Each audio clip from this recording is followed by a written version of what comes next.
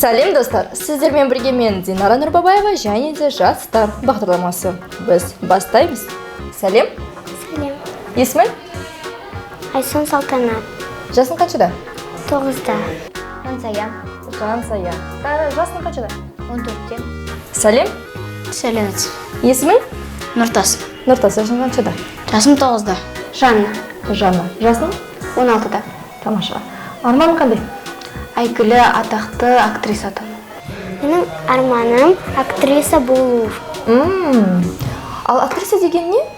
Актриса ол өзінің киноға түсіп, мақтан етіп, жұлдыз болу. Актер деген киноға түсетін адамдар. Актерлығы.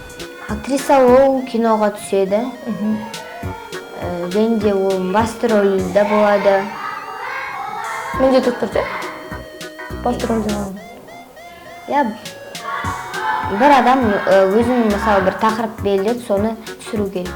Актриса деген бұл кез келген рөлде ойнай алатын, өзінің эмоциясын халыққа жеткізе алатын ерекше тұлға деп ойлаймын. Бізге қазір не көрсете аласың мысалы? Қандай өнер көрсете аласың? Абай Құнанбаев атамыздың бір өлеңі бар. Ғылым таппай мақтанба, орын таппай баптанба, құмарланып шаттанба, ойнап босқа күлуге, 5 нәрсеге қашық бол, 5 нәрсеге асық бол. Небо голубое, смешь моя покое, солнце золотое, подари лучи, ну как же мы с тобою отыскать такую, что в ночи, а двери все ключи. Абай Құнанбаевтың өлеңін айтайын ба? Ғылым таппай мақтанба. Болады. Ғылым таппай мақтанба, орын таппай бақтанба, құмарланып шаттанба, ойнап босқа күлуге, 5 нәрсеге асық бол, 5 нәрсеге ғашық бол. Адам болам десеңіз, тілеуің өмірін алдында, оған қайғы жесеңіз, өсек өтірік мақтаншақ, еріншек бекер мал шашпақ, 5 дұшпанын білсеңіз, талап еңбек терең ой, қанағат рахым ойлап қой, 5 асыл іс көнсеңіз. Backyard Boy дейтін ән бар ағылшынша. Соны біркен шумаға. Dance with me in my backyard, boy, looking super fine in your corduroy. Drive me around the block, we can go in and look. In the turn if I'm up, what's a good fun and tune? I can feel the fresh air, feel the rocks in. I'm gonna lie, I get a little bit scared. My heart doesn't rings a living, dreams not the top of a long we see. Кешірім деген не? Кешірім ол бір адам ренжітіп алса, өзін кешірім сұрағысы келеді, өкініп қалады сол істегеніне. Сондықтан одан кешірім сұрап, көңілін көтеріп, қуантып, дәл солай өзін де қуантып, досын да, либо ата-анасын қуантып жүргеніне өзі де қуанады. Ол адам қатты істесе де, қатты ұрсақ та мен оны кешірем. Өйткені бізді Алла кешіреді бірінші. Кешірім деген жаман нәрсе істеп қойсаң, содан кешірім сұрайды. Бірдеңені білдіріп қойсаң біреуіне. Қалай түсіндірсем болады? Ол да бір сезім шығар, немесе бір сондай бір адамның бойында болатын қасиет болу керек, кешірім деген. Достықты қалай түсінесің? Достық деген не?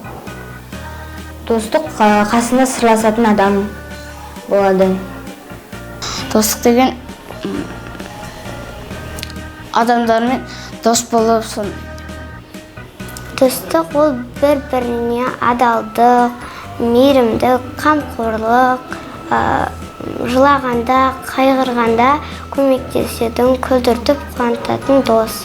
Бұл екі жақта бөлінеді. Біреуі адалдық, а біреуі арам дос деп те айтады кейде. Адал дос дегеніміз бұл мәңгі бақи сені қолдайтын, қорғайтын адамды айтады. Ал арам дос деп бұны яғни өзінің байлығың үшін, я болмаса басқа да әрекеттер үшін жаныңда дос болатын адамдар. Бірінші маусым қандай күн? 1 маусым балалар күні ата-ананың балаға деген қамқорлығы мен сүйіспеншілігі. Қалай ойлайсың, оны не мақсатпен ойлап тапты? Не үшін? Балаларды қорғау үшін. Кімнен? Жаман адамдардан. Жаман адамдардан. Өйткені балаларды хотя бы жылына 1 рет болсын құттықтау керек. Қазіргі кезде балаларды зорлау, зорлық-зомбылық деген өте көп. Сол үшін деп ойлаймын. Кейбір ата-аналар болады, тастап кететін балдарын, қарамайтын, міне солардың құрметіне деп. Егер де ата-анаң айтқанның бәрін істейміз деп айтса саған, қалаған затыңды алып береміз дейді. Не сұрайды мен ең бірінші? Қалған зат, онда көбірек көңіл бөл. Айтқанның бәрін істейтін болса, мен өнерге қатыстырып, сондай. Осындай үйірмеге қатыстыруды сұранатын едім. Ата-анаммен бірге қосып Меккеге баратын. Дүкенге барып көп киімдер алу. Киім? Көйлектер ма? Жақсы. 30 жасқа келгенде сен не істейсің? 30 жасқа келгенде білмеймін. 30 жасқа келгенде жұмыс істеймін. Қандай? Өзімнің актриса болғанды жалғастырам, киноларға түсем. Мен жұмысқа барам, жұмыс істеймін. Қандай? Жұлдыз болып, сөйтіп. Жас, сосын әйгілі атақты Голливуд актрисасы. Ал Шымкент қаласының әкімі болсам? Қаласының әкімі. Мен ол кезде әкемді өзіріне қоятын едім. Әкемді?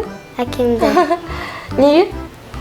Себебі ол мен үшін ең керемет жан. Маған секрет жазуға туралы айтады. Әрқашанда мені қолдап жүреді. Жарыстардан, сайыстардан қалдырмайды. Қолдап, қорғап жүреді. Ең әуелі экологияны қолға алатын едім. Бізде мусорды қалай десем болады, орынсыз тастайды, яғни қалалар кейде шашылып жатады, немесе ағаштарды кесу көп болып жатады бізде. Міне сондықтан бірінші экологияны қорғауды қолға алатын едім. Адамдарға, жағдай жоқтарға көмектесу біріншіден. Екіншіден, осы елді дамыту. Қалай? Осы Қазақстанды дамыту. Мысалы, түрлі нәрселерді ашып, курстарды ашып, солай. Мен осындай Үйірмелерді ашасың? Үйірмелерді ашатын едім. Жұлдыздарды дайындайтын үйірмелерді ашатын едім. Тамаша. Қандай сүйікті жануарың бар? Мысық. Несімен айтсам? Себебі сүйкімді және де маған ақ мысықтар ұнайды. Мысықтың дауысын салып берші. Мяу. Сүйікті жануарың? Жануарым барс.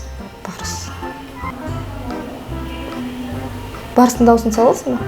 Жоқ, онша саламаймын. Күшіктің дауысы бұл көбіне солай. Мама, папа, мен сіздерді өте қатты жақсы көремін.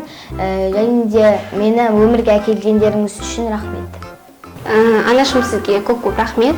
Бұл рахметім осы Жұлдыздар академиясына алып келгеніңіз үшін, менің арманымды орындауға көмектесіп жатқаныңыз үшін. Әкешім, анашым, мен сіздерді қатты жақсы көремін. Папа, мама, сіздерге рахмет осындай актерлік өнерге қатыстырғандарыңызда. Рахмет сізге, Нұртасты бізге алып келгеніңіз үшін. Сенімен танысқаныма қуаныштымын, Нұртас. Көп рахмет бүгін бізге келгенің үшін. Алда уақытта келесі бағдарламада сенімен тағы да жүздесеміз деген ойдамын. Ал саған тек қана жақсылық тілеймін, армандарыңа жете бер. Рахмет.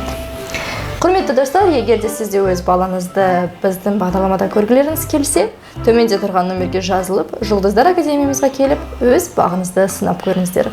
Ал сіздермен бірге бүгін болған мен Динара Нұрбабаева және де Нұртас жігітіміз. Бұл болған сіздермен бірге жастар бағдарламасы. Келесі көріскенше аман сау болыңыздар.